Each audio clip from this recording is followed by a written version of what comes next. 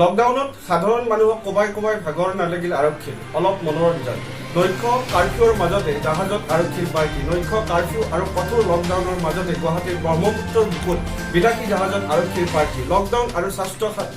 সান্ধ্য আইনৰ বিধি উলংঘা কৰা সাধাৰণ ৰাইজক কাণত ধৰি আঁঠু কৰোৱাৰ পৰা আৰম্ভ কৰি ভেকুলীৰ জাপ মৰোৱালৈকে বিভিন্ন শাস্তি দিয়া আৰক্ষীৰ একাংশই হয়তো মনোৰঞ্জনৰ বাবেই বৰ্তমানৰ জটিল পৰিস্থিতিৰ মাজতো বাছি ল'লে গীত নৃত্য সুৰাৰ অন্তত এটা নিশা ৰঙীন কৰাৰ পথ আৰক্ষীৰ একাংশ বিষয়াই ভাগ লোৱা এই বিলাসী পাৰ্টিত অংশ ল'লে মহিলা বিষয়াই বাতৰিত প্ৰকাশিত দ্বিতীয় মুখ্য বাতৰিটো আছিল ডিজিপিৰ 4 দেহৰক্ষী পজিটিভ কৰোনা প্ৰতিৰোধী যুঁজৰ সন্মুখৰ শাৰীৰ যুঁজাৰু আৰক্ষী বাহিনী এতিয়া কৰোনাই ধুমুহাৰ সৃষ্টি কৰিছে খুদ আৰক্ষীৰ সঞ্চালক প্ৰধানৰ দেহৰক্ষী স্বপন ব্ৰহ্ম আৰু দেহৰক্ষীজনৰ সংস্পৰ্শলৈ অহা আন 3 নিৰাপত্তাৰক্ষী কৰোনাত আক্ৰান্ত হৈছে বাতৰিৰ 3 নম্বৰ মুখ্য বাতৰিটো আছিলে কাৰাগাৰৰ ভিতৰত অসুস্থ অখিল দেহত কৰোনাৰ উপসৰ্গ গুৰুতৰভাৱে অসুস্থ হৈছে কৃষক নেতা অখিল গগৈ কোভিড পজিটিভৰ প্ৰায়বোৰ লক্ষণে দেখা দিছে কৃষক নেতাজনৰ গাত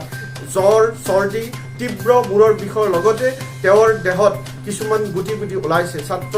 মুক্তিৰ নেতা বিতু সোণোৱালৰ দেহতো দেখা গৈছে কোভিড পজিটিভৰ প্ৰায়বোৰ লক্ষণ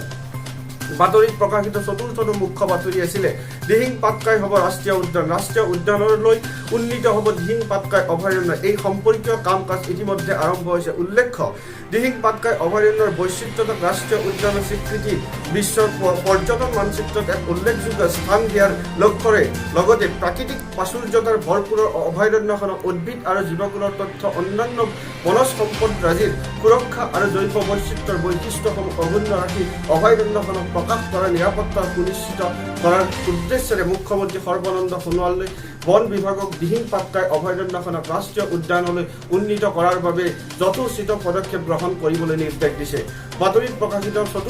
পঞ্চমটো মুখ্য বাতৰি আছিলে সামাজিক দূৰত্ব ওলাই ঘোঁৰাত উঠি ভোট যুদ্ধলৈ ৰিপুণ বৰা পেট্ৰল ডিজেলৰ অভাৱনীয় মূল্য বৃদ্ধিৰ লগতে নিত্য প্ৰয়োজনীয় সামগ্ৰীৰ আকাশলংঘী মূল্য বৃদ্ধিয়ে জনসাধাৰণক জুৰুলা কৰাৰ সময়তে আজি অসম প্ৰদেশ কংগ্ৰেছ কমিটিৰ ৰাজ্যিক সভাপতি ৰিপুণ বৰাই ধেমাজিত ঘোঁৰাত উঠি অভিনৱ প্ৰতিবাদ সাব্যস্ত কৰে 6 নম্বৰ মুখ্য বাতৰি দিছিল Homen Borgohain negative home quarantine প্ৰতিযশা সাহিত্যিক তথা নিয়মীয়া বাৰ্তা কাকতৰ মুখ্য সম্পাদক হোমেন বৰগোহাঁই বিশিষ্ট সাংবাদিকগৰাকী ব্যক্তিগত সহায়কগৰাকীৰ দেহত COVID-19 পজিটিভ ধৰা পৰাৰ পিছতে দেওবাৰৰ পৰা হোম কোৱাৰেণ্টাইন হৈ আছিলে বৰগোহাঁই ব্যক্তিগত সহায়কাৰী COVID পজিটিভ ধৰা পৰাত হোমেন বৰগোহাঁই COVID নমুনা পৰীক্ষা ব্যৱস্থা কৰা হৈছিল সেয়েহে সোমবাৰে চাপ পৰীক্ষা কৰাত ব্যক্তিগত কোভিডৰ নিগেটিভ ফলাফল আহিছে 7ম মুখ্য বাতৰিটো আছিলে কৰোনাৰ অজুহাতত অখিলক সাক্ষাতত বাধা পত্নী গীতাশ্ৰী কৰোনাৰ অজুহাতত কাৰাবন্দী কৃষক নেতা অখিল গগৈক সাক্ষাৎ কৰাৰ পৰা বাৰণ কৰা হৈছে গগৈৰ পত্নী গীতাশ্ৰী তামুলীক এই চাঞ্চল্যকৰ অভিযোগ অখিল গগৈৰ পত্নীৰ 8 নম্বৰ মুখ্য বাতৰিটো আছিলে কোভিড ৰোগীৰ বাবে বিলাসী হোটেলৰ দৰে নিৰীহ নাৰ্ছিং হোমৰ কোভিড আক্ৰান্ত ৰোগীৰ এজনে যদি গুৱাহাটীৰ ব্যক্তিগত চিকিৎসালয়ত চিকিৎসা কৰিবলৈ যায় তেন্তে তেওঁ চিকিৎসাৰ বাবদ ক্ৰয় কৰিবলৈ লাগিব বুজন পৰিমাণৰ ধন এই ব্যয় হ'ব পঞ্চতাৰকা হোটেলত হোৱা দৈনিক ব্যয়ৰ পৰিমাণ স্বাস্থ্যমন্ত্ৰী ডক্টৰ হিমন্ত বিশ্বই চিকিৎসা কৰিবলৈ ৰাজ্যৰ ব্যক্তিগত খণ্ডৰ নাৰ্ছিং হোমসমূহক দায়িত্ব দিয়াৰ পাছতে গুৱাহাটীৰ আয়ুষ্কুণ্ডা ছুপাৰ স্পেচিয়েলিষ্ট হস্পিটেল স্বাস্থ্যমন্ত্ৰীৰ এই আহ্বানক সঁহাৰি দিয়ে হস্পিটেলখনে ইতিমধ্যে কোভিড ৰোগীৰ চিকিৎসা আৰম্ভ কৰিছে